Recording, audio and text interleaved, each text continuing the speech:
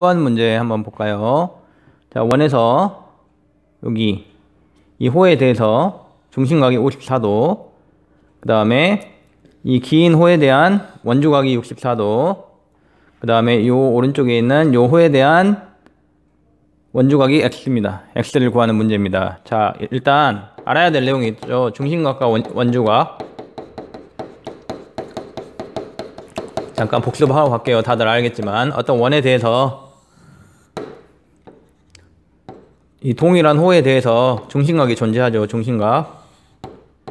이걸 중심각이라죠. 중심각. 그 다음에 동일한 호에 대해서 요 호에 대한 호가 아닌 바깥쪽, 이 바깥쪽 요 부분에다가 점을 찍어요. 어디든 찍었을 때 연결한, 이걸 뭐라 하냐면 이걸 원주각이라죠. 원주각. 자, 만약에 원주각의 크기를 A로 한다면, A도로 한다면 중심각의 크기는 얼마가 되죠? 우리가 수업 시간에 다 증명했죠. 세 가지 경우로 나눠가지고 2배가 된다 했습니다. 2배. 2A도가 됩니다. 2A도. 자, 이 내용을 알고 있다면 이 문제는 어렵지 않게 풀 수 있습니다. 일단 여기가 54도인가요? 요렇게. 중심각이 54도니까 요 호에 대해서 원주각을 찾아봅시다. 원주각을 찾으면 이렇게 되겠죠. 이렇게 갔다가 여기하고 연결하면 되겠죠. 이런 식으로. 네, 이런 식으로 하면은 여기가 몇 도가 됩니까? 54도의 절반이 되겠죠. 그러면 몇 도예요? 27도가 되겠죠. 27도. 27도가 되겠죠. 그러면 여기가 몇 도가 됩니까? 64도에서 27도를 빼면 되겠네요. 뭐 얼마입니까? 몇 도예요? 37도인가요? 네, 37도가 됩니다. 37도. 37도가 되겠죠. 자, 이 37도는 요 호에 대한, 이 오른쪽 호에 대한 원주각이 됩니다. 이렇게 원주각. 그쵸? 근데 이 호에 대한 원주각이 여기만 있는 게 아니죠? 이 점을 여기로 오른쪽으로 이동을 해본다면 요것도 바로 동일한 호에 대한 원주각이 되죠.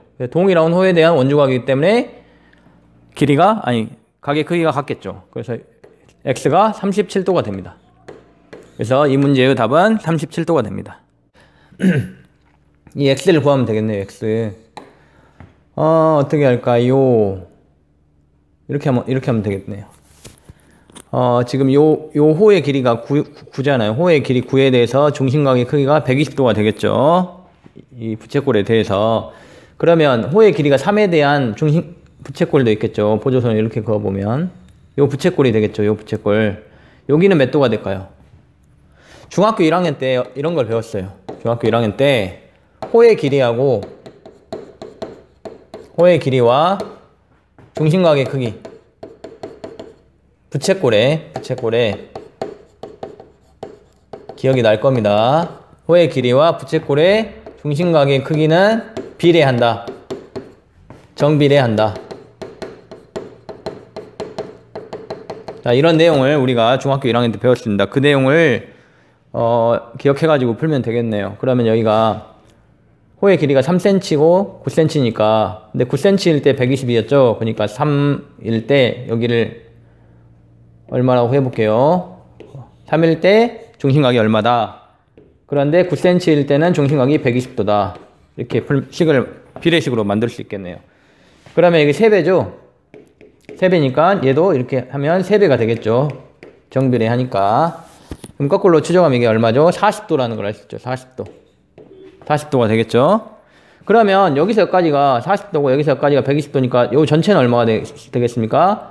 40도에다가 120도를 더한 160도가 되겠네요. 그렇죠? 그럼 이 160도는 이 9cm와 3cm 호에 대한 중심각이죠. 그러면 이 9cm와 3cm에 대한 원주각이 여기 있네요. 그게 바로 x죠. 그래서 x는 160도의 2분의 1이 되겠네요.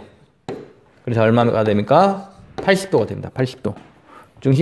중심각과 원주각은 서로 2배라고 그랬기 때문에 네, 이렇게 풀면 되겠습니다.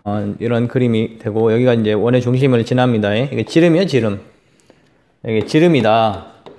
수업 시간에도 몇 번 이야기했는데, 자, 지름이다. 이게 굉장히 중요하다 했죠. 지름이면 중심각이 180도입니다.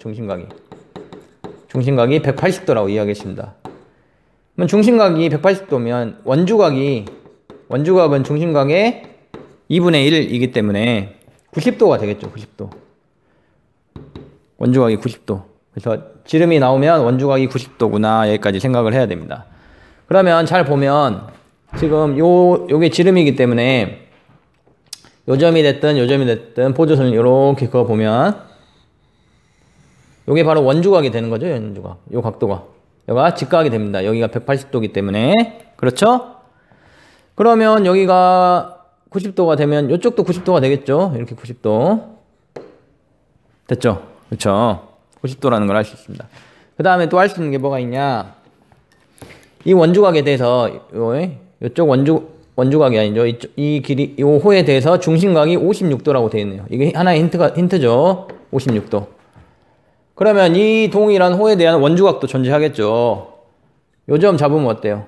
원주각이 이렇게 되겠죠. 이렇게. 그러면 여기가 각도가 만들어지겠죠. 중심각이 56도니까 이 원주각은 56도의 절반인 몇 도가 됩니까? 28도가 되네요. 28도가 되겠네요. 그러면 요 삼각형에서 보면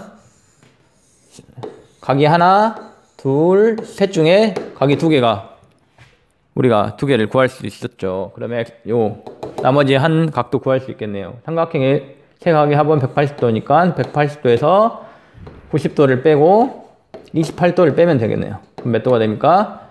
180에서 90 빼면 90이 되고 거기서 다시 28도를 빼주면 62도가 되네요. 62도.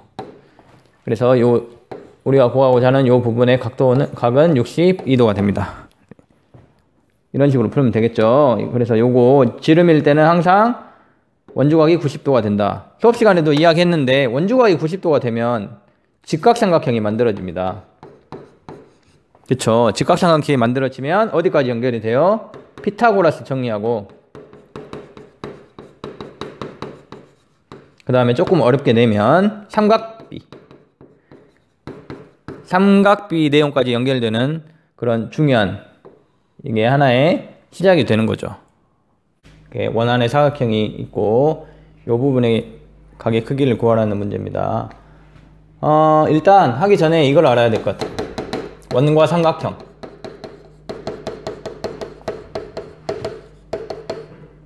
어떻게 됩니까? 원이 있어요. 그 다음에 이거는 접선입니다. 접선. 여기 접점이고요. 여기다 삼각형, 원에 내접하는 삼각형을 생각할 수 있습니다. 자, 이랬을 때 증명을 하지 않겠습니다. 수업 시간에 했기 때문에. 요 각의 크기를 A라고 한다면 여기가 A가 되는 거죠. 여기가 A가 됩니다. 자, 이걸 뒤집어서 요 각의 크기를 B라고 한다면 요 각의 크기가 B가 되는 거죠. 이 내용을 알아야 이 문제를 풀 수 있을 것 같아요. 이게 왜 그렇게 되는지는 수업 시간에 증명을 했습니다. 자, 그러면 여기가 X가 되겠니까 여기가 X가 되겠죠. X가. 그쵸? 맞죠? 그 다음에 또 하나 원과 사각형, 내접 사각형이라는 원의 내접한 사각형. 자, 내접 사각형의 성질 있죠. 원이 있어요. 사각형이 이렇게 원 안에 내접하고 있습니다. 이랬을 때 요 각의 크기와 요 각의 크기를 더하면 180도가 된다고 했습니다. 이 각을 A라 하고 이 각의 크기를 B라고 하고 이 각을 C라 하고 이 각을 D라 한다면 A 더하기 B가 180도가 됩니다. 그리고 C 더하기 D도 180도가 됩니다. 이게 내접사각형의 성질이 됩니다. 이것도 수업 시간에 이야기했습니다. 자, 이 내용을 이 문제에 적용을 해본다면 여기가 지금 내접사각형이죠. 크게 보면 삼각형으로 볼 수도 있지만 여기가 102도이기 때문에 여기가 180-102도가 돼야 되겠죠. 더해서 180도가 돼야 되니까 그래서 180-102도 계산해주면 어떻게 됩니까? 78도가 되겠죠. 78도. 얘가 78도가 됩니다. 이해되죠? 자, 이번에는 삼각형으로 다시 갑시다. 삼각형. 요 삼각형으로 갑시다. 삼각이 42도고 78도니까 x까지 해서 180도가 되면 되겠죠? 그래서 78도에다 42도를 더하면 몇 도가 됩니까? 0 하나 올라가죠. 120도가 됩니다. 120도. 그래서 180도가 되려면 다시 180도에서 120도를 빼주면 60도가 돼야겠네. 요 부분의 각도가 60도. 그래서 x가 60도가 되고, 우리가 구하고자 하는 요 각도와 요 각도는 동일한 각도라고 그랬죠. 각의 크기가 같다고 그랬죠. 그래서 x가 60도가 돼서 우리가 구하고자 하는 부분의 각의 크기는 60도가 됩니다. 알겠죠? 2번 아까 했던 내용을 또 생각을 해봅시다. 원이 있어요.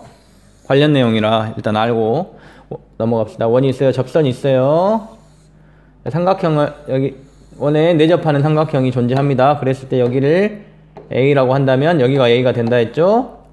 그 다음 만약에 여기를 각의 크기를 B라고 한다면 이쪽 각의 크기가 B가 됨을 알 수 있다. B가 됩니다. 자, 이 내용을 여기로 가져갈 거예요. 물론 안에 삼각형이지만 삼각형으로 쪼개서 할 거거든요. 자, 어떻게 해볼까요? 자, 원이 있어요. 접선이 있어요. 삼각형이 있어요. 이렇게 삼각형을 그리면 되겠죠. 이렇게 보조선을 그어가지고. 그럼 사각형이지만 삼각형이 여기에 들어있는 거잖아요. 자, 여기 각의 크기가 x입니다. 그럼 어디가 x가 됩니까? 여기가 x가 되겠죠. 자, 이 내용이 여기에 들어있죠. 삼각 그 모양이 옆으로 좀 돌아서 있지만 요 각의 크기를 x라 하면 요 각의 크기가 x가 됩니다. 마찬가지로 원이 있어요. 빨간색이니까 원이 있어요. 접선이 있습니다. 이런 삼각형이 존재합니다. 원에 내접하는. 자, 여기가 y입니다. 뭐 어디가 y가 돼요? 여기가 y가 되죠. 이렇게. 그쵸? 이해되죠? 자, 아까 했는데 자, 사각형의 성질 내접사각형. 내접사각형. 자, 원이 있어요. 원에 사각형이 내접하고 있습니다. 자, 요 각과 요 각을 더하면 몇 도? 180도라고 그랬죠. 이 각과 이 각을 더하면 180도가 된다고 그랬죠. 자, 이 내용을 또 이용하면 되겠네요. 그 다음에 이번엔 사각형으로 봅시다. 사각형. 자, 사각형을 봅시다. 자, 이 사각형이 원에 내접하고 있죠. 그래서 요 각의 크기하고 요 각의 크기를 더해서 180도가 돼야겠죠. 따라서 어떻게 됩니까? 식이 x 더하기 y에다가 110도를 더해주면 180도가 돼야 되겠죠. 이렇게. 따라서 x 더하기 y는 몇 도가 돼야 돼요? 70도가 돼야겠죠. 70도. 그래서 우리가 원하는 답은 바로 70도가 됩니다.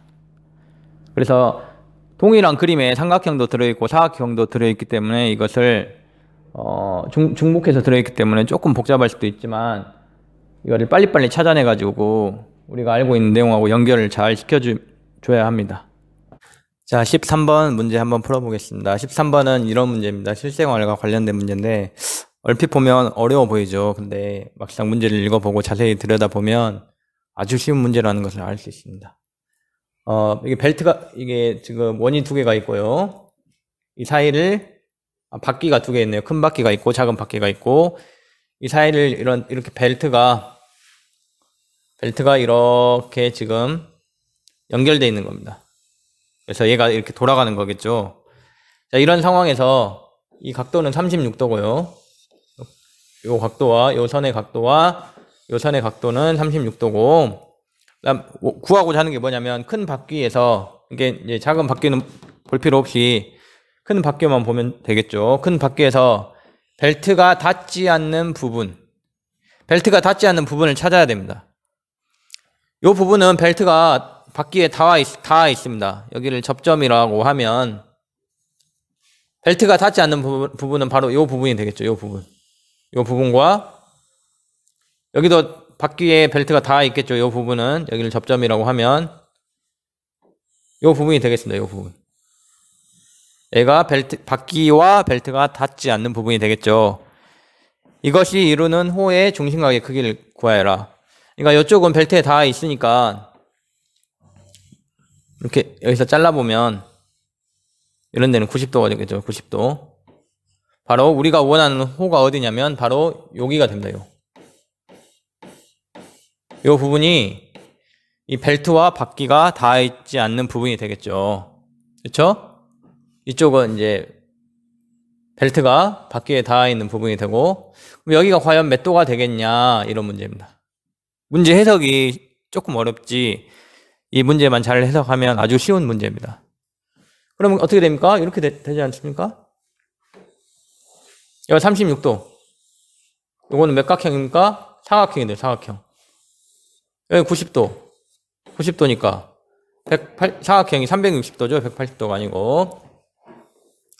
360도에서 90도, 마이너스 90도, 마이너스 36도를 하면은 이 각도가 나오겠죠. 얼마입니까? 180도죠? 360도에서 90도를 두 개를 빼면 36도를 빼주면 144도가 됩니다. 그래서 벨트와 바퀴가 닿지 않는 부분, 이 부분의 중심각의 크기는 144도가 되는 겁니다. 아주 쉽죠? 14번 문제 한번 봅시다. 14번은 어떤 문제냐? 여기 이제 단어가 있습니다. 원주각, 직각, 호, 현, 수직이등분선, 삼각형. 이 중에 있는 이 단어들을 이용해서 원의 중심을 찾는 방법에 대해서 한번 표현을 해봐라, 써봐라, 이런 문제입니다. 자, 우리가 근데 선생님이랑 수업 시간에 했었는데 기억나나요? 원의 중심을 찾는 방법에 관련된 문제가 있었어요. 이런 문제가 있었어요. 앞에서 어떤 원이 있다. 원래 원이 있었는데 깨졌죠. 이런 식으로 깨졌죠. 기억납니까? 그래서 이제 고고학자들이 이런 방법을 쓴다 했죠. 깨진 유물을 출토했어요. 근데 이 유물을 복원하기 위해서는 복원이라는 것은 이 나머지 부분을 다시 만든다는 거죠. 그러기 위해서는 원의 중심을 찾아야 한다.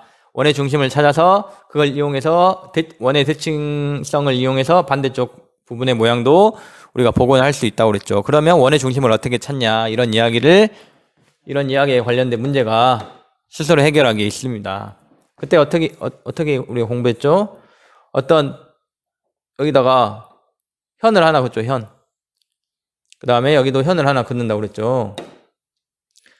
자, 현에서 뭘 했습니까? 우리가 원의 성질 중에